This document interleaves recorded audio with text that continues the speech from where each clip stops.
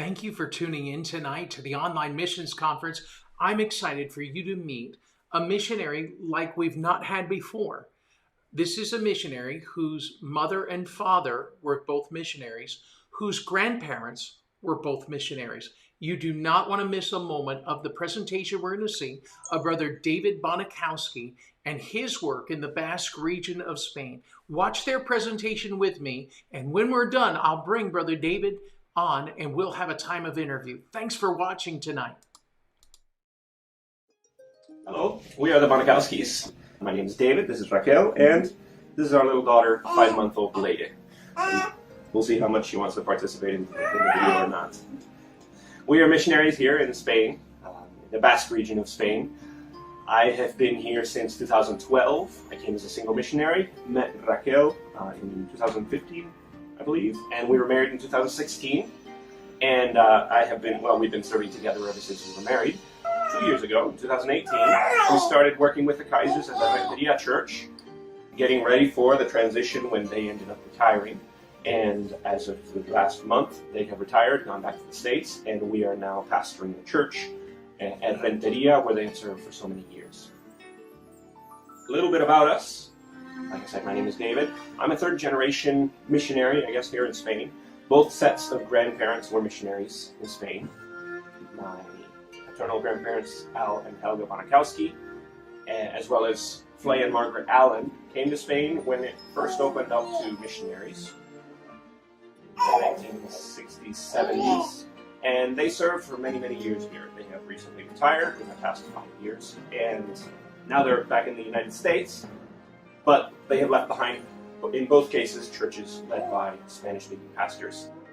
My father and mother are still here. Their names are Andy and Mimi Bonikowsky, and they pastor a church in Lafcao, which is about an hour away from where we are. The Kaisers, well, they, along with my grandfather, started the church in Renteria about 25 years ago, and the Lord has been working there. It's really doing a work in the hearts of the members who are going there, and we're excited about what the Lord has for the future. I want to just give my wife a chance to speak, tell a little bit about herself, and then I'm going to record some at the church, talking a little bit more about our ministry. But thank you so much for your time, for listening to the video, and here's my wife. Hi everyone, I'm Raquel. I'm born in Madrid. My parents are pastors too, but they are in the south area of Valencia, in Spain. And when I met my husband, we decided to come here in the north area of Spain. And since we got here, when I got here, we served first of all in Irún, and after that in 2018 in Renteria. It's about 15 minutes from where we live, so we are excited to see what's God's plans for us and for the church. All right, well, again, thank you for your time. We'll start recording the church. So this is our church, Iglesia Bautista Bíblica del Puerto. It is in Renteria. The immediate neighborhood that we're serving is about 4,000 homes. And so, let me show you around the church just a little bit. Their entrance, everything's set up for COVID nowadays. Disinfectant rug, hand sanitizer. The seating in our auditorium is, of course, very spaced out now, as per the regulations. 1.5 meters or more between chairs. And we've set up different things for live streaming. The platform is all set up differently now than it used to be. But this auditorium will seat about, I expect, 40 people, Lord willing, one day. This year, for the first time, we're sending a Christmas postcard to each one of the 4,000 homes in our immediate church neighborhood. The postcards are Christmas themed and include the gospel, but they're very short. They're an invitation for people looking for God to find our church, hear about us, find our church, and come visit us. Include contact information, website information, and hopefully they're a first step to meeting people and starting that relationship and getting them to come to church.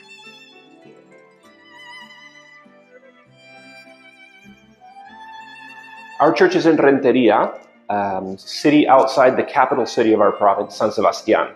The metropolitan area of San Sebastián is about 440,000 inhabitants, and in that entire region there are maybe 2 or 3 gospel preaching churches, but not doctrinally sound, different in belief and practice in areas. Ours is the only independent Baptist church, and one of the very, very few places where people will learn about the gospel and hear about Jesus as our Savior. As far as the future of this ministry, well, I'm recording this video in large part to send to the individuals and churches who have supported the Kaisers for so many years in their ministry in Spain. They have served the Lord for a long time, faithfully. They have built this church and have seen the Lord bring the believers who are here.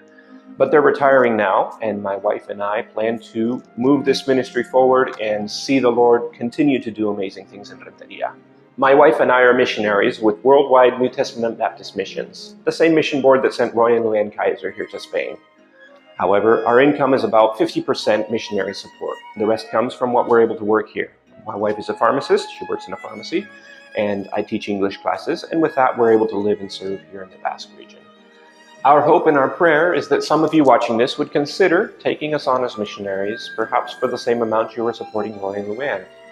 We know that many of you have been following and praying for this ministry for many years, and we would love to continue to provide updates, provide prayer requests, and let you continue to be a part of this ministry in Renteria. We are so excited to be here, and we want to invite you to come along with us and see what the Lord does here in the Basque region of Spain. God bless.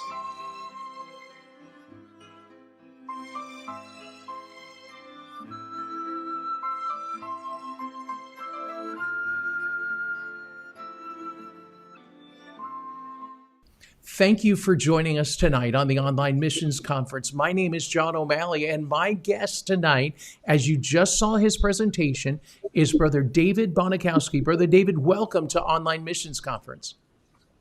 Thank you. Thank you for having me. Absolutely. It's a pleasure. You know, it's rare that I get to speak to a third-generation missionary, and then at that, to know that you're third generation on 2 sides. So both grandparents, both parents yes, of there, and then your parents as well. It's an amazing thing, and I'm thrilled to have you on here. And viewers, as you're watching and you have questions from the presentation or from the conversation that we're having tonight, then I want you to make sure you put those comments or questions in the comment section on the social media platform that you're watching. And if you think about it, why don't you share this video right now if you know someone who might be interested in missions or in Spain, and just share that with them as well. Well, Brother David, how did you know God wanted you serving him in Spain? As you mentioned, I grew up in Spain. My parents were second-generation missionaries themselves, having grown up in Spain as well. So I grew up in this culture and am probably more familiar with Spanish Basque culture than American culture, at least pretty close. Growing up, my parents, well, I couldn't have asked for better parents. I think that they trained all 4 of us to really pursue the Lord's will above anything else. So as I neared college, went into college, and by the time I graduated, my only real goal was figure out where I can best serve the Lord, where I can best fulfill the Great Commission. And it was quite obvious from the very beginning that I had a lot of preparation for coming back to Spain. By the time I was in college, by the time I was 18, I was very certain that God wanted me back in Spain. There's a tremendous culture gap usually between generations going to the field, which is the nature of the beast in a sense. And by no choice of my own, well, God had me raised in this country and has eliminated so many of the hoops that most missionaries have to go through that I was very certain that's where he wanted me from the beginning. And it's been confirmed, well, time and time again since then. Well, one of the confirmations clearly has to be Raquel. Tell us the story of how you and Raquel met. I agree, for sure. Well, I came back to Spain, let me see, when I was 21 or 22 years old. I think it was in 2012, so about 9 years ago. Very much single still at that point. no real prospects, and looking for a wife in a sense, but I wasn't going to delay ministry until I found a wife. At least that was what I didn't think that was what I was supposed to do. So I went back to Spain, and there are mission teams. There are still ways to connect with people in America while I'm in Spain. So I always assumed, I guess, that I would marry an American. I wasn't, didn't have any doors closed in that sense, but kind of my baseline assumption. But while I was younger, I was basically youth pastor in the church where I served. And I did a lot of taking people to camps, being counselor, or basically sponsor, I guess it would be called, with my group of young people going to camps. And in 2015, I believe, I met Raquel, my wife now. She was essentially doing the same thing from her church. Her father is Spanish, and he's the pastor of a church near Valencia. And she was going with the young people from her church, kind of as the older sponsor as well, in a sense. So we met. We were friendly with each other. We were near the same age, and we got along well. Exchanged numbers and talked, I guess, fairly platonically for a number of months. And well, I get, long story short, I got invited to her father's church. That's what happened. Her parents were, I guess, they knew about me before I knew about Raquel, and they were already fairly happy with trying to arrange the match, in a sense. So anyway, her father invited me to come and preach at an evangelistic conference at her church. And I was like, oh, sure. Raquel was not living with her parents at the time. She lived in Mallorca, which is one of the islands off the coast of Spain. But she, of course, came while I was there for the evangelistic conference, and we spent more time together. It wasn't much longer after that until we decided, hey, we're going to pursue or look towards marriage and see if the Lord doesn't, dramatically change the direction we're headed. We were both 27, 28, maybe 29 at that point. So, not really young people, blundering about seeing what happens. We were both pretty eyes open, looking for marriage, if that was the Lord's will. And it ended up going very quickly after that. We fell in love. We ended up getting married at her church. Both her father and my father were there presiding over the wedding, and I guess the rest is history. She has gone through a fairly big culture gap herself, moving from Valencia in southern Spain to the Basque country, where they don't even really consider themselves Spanish. So she's very much a missionary here as well. But it's definitely a huge, like, if I was connected to the culture before, I'm much more connected now having a Spanish wife. Sure. My Spanish has improved a lot. It's definitely no comparison, and it's, like you say, very obviously the Lord's will that all of this happened the way it has. Sure.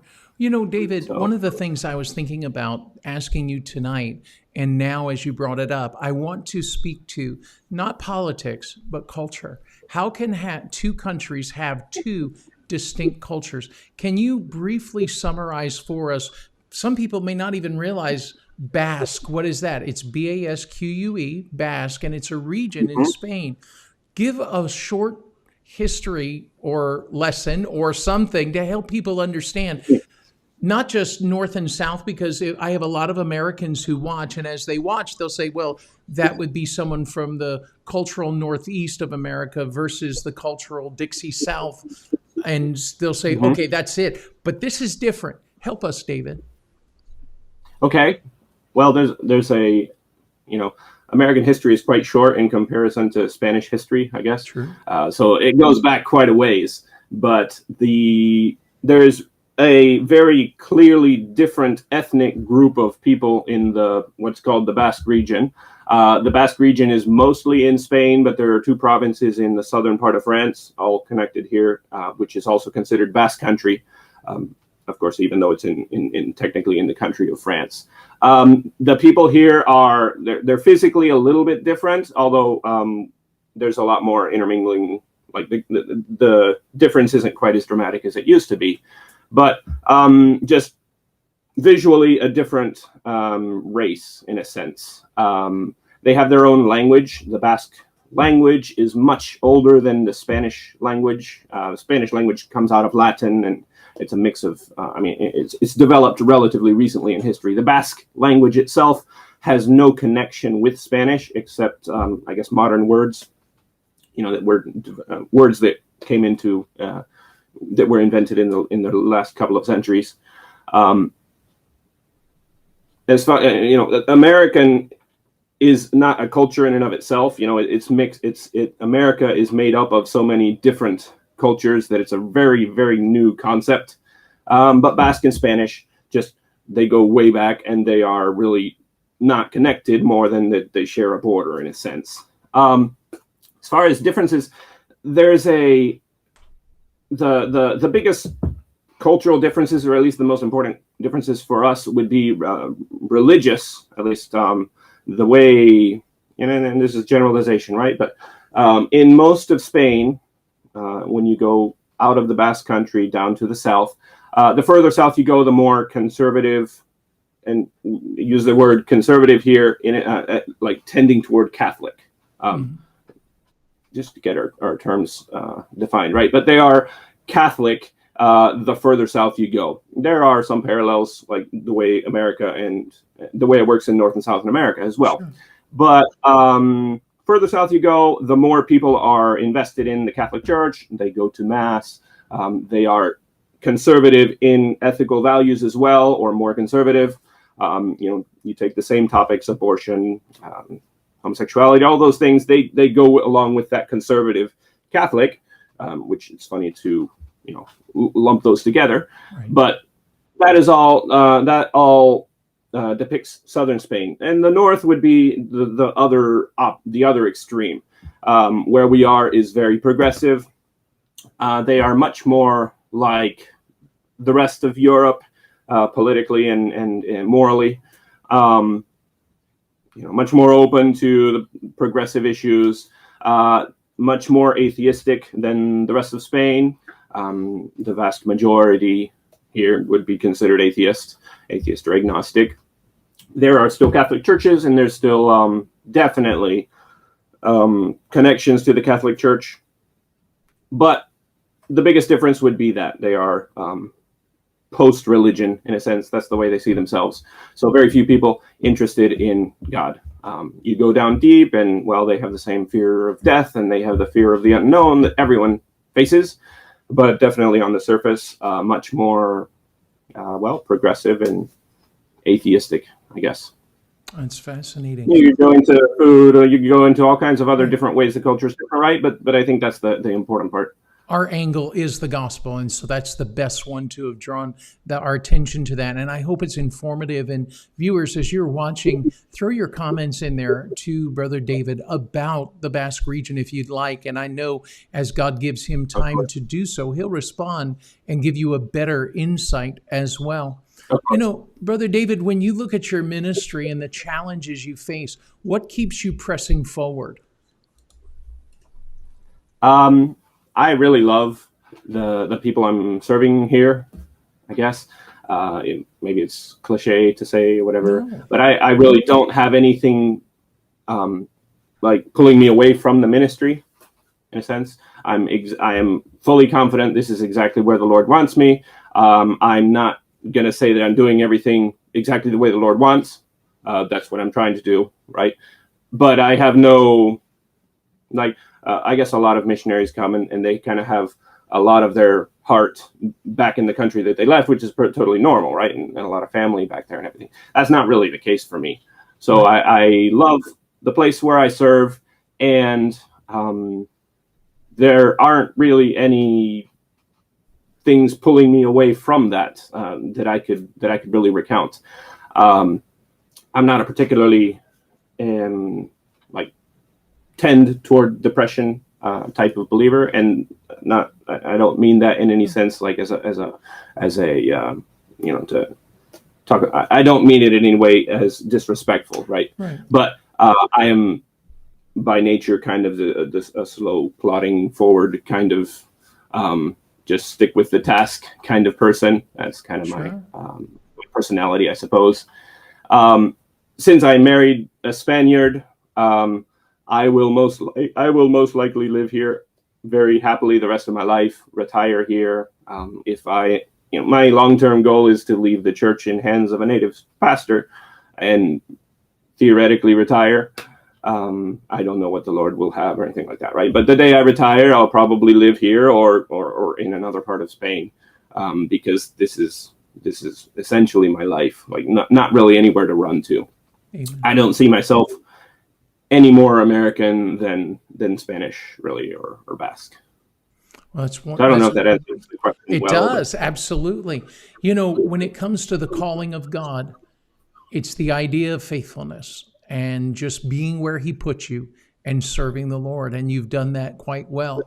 When you look back to what I might call from your first day until now, but your first day was really ground zero in Spain, and you've grown up there. But what tasks do you want to see complete? You hinted at one about having someone, perhaps a Basque, to take the church there. But what's on the horizon for you from God for this mission that you're working? I'm 100% focused right now on the church where we're serving. I mentioned a little bit in the video, which I think people have seen at this point. Yes. We have been in the church where we are now for 2 years. It was started by another missionary who has retired, and we have taken over that work.